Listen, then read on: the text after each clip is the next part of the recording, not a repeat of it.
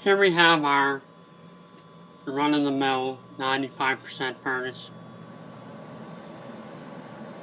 And what we're going to do is make sure it has power going to it. And the first thing, this is kind of do-it-yourself, so I'm going to stay away from using the gauge as much as I can. So I'm going to start with our tester. And when it blinks red, you have voltage.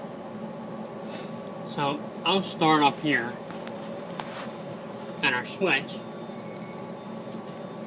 and I can see I have voltage. And I can trace that through the furnace here.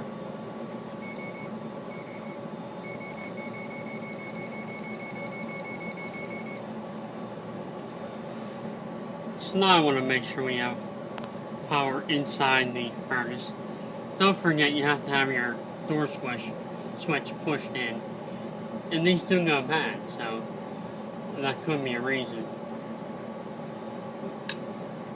And one good sign is our furnace light's on.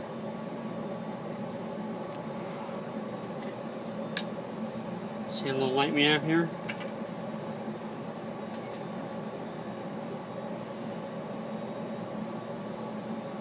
If that light's on, you got a pretty good idea you got power.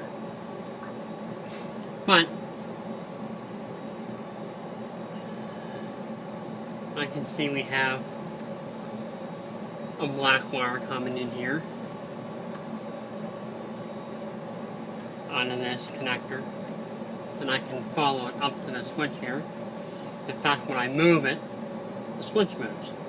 So I can say with pretty good reason that that is power to the board. Power in to the board, and then we have power coming out to the transformer. So our unit has power. It goes all the way through the switch, into our computer board, on the computer board, into our transformer. So we know our furnace has power.